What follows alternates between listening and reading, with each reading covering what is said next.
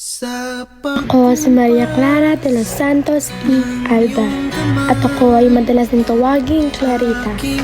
Ako ang nag-iisang anak na Doña P. Alba at Kapitan Tiago. Ako ay tinaguri ang pinakamagandang bituin at nag-iisang mutya ng San Diego.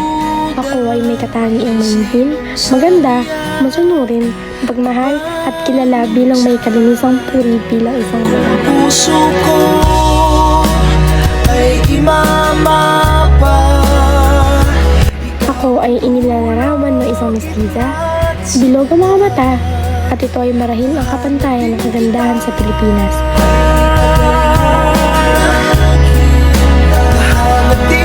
At ako ang babaeng sinisinta ng maginoong si Crisostomo Ibarra na siya rin ang aking kababata, siya rin ang aking tinatangi, at kami ay tunay na nag-iibigan. Maligaw man at mawala at umikot man sa kawalan, sa bawat kailan, sino't saan, ikaw lamang ang kasagutan.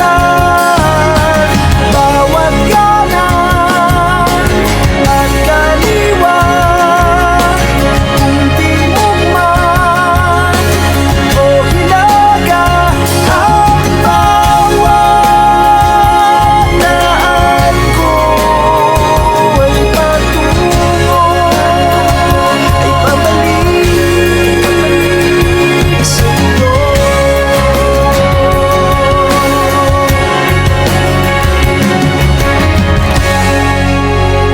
Kay tagal nang lumulutang, walang pupuntahan, walang dahilan, parang ulap na walang dalang ulan, kamang walang kumot at unan.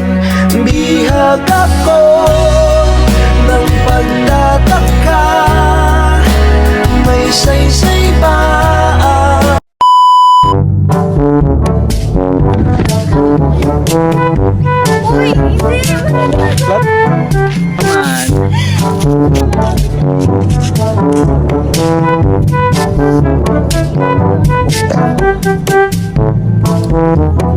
Bumabagsak na ang Ano ba yan?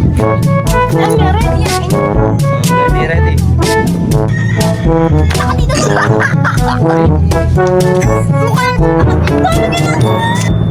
sumusunod ka sa akin, no? Oo.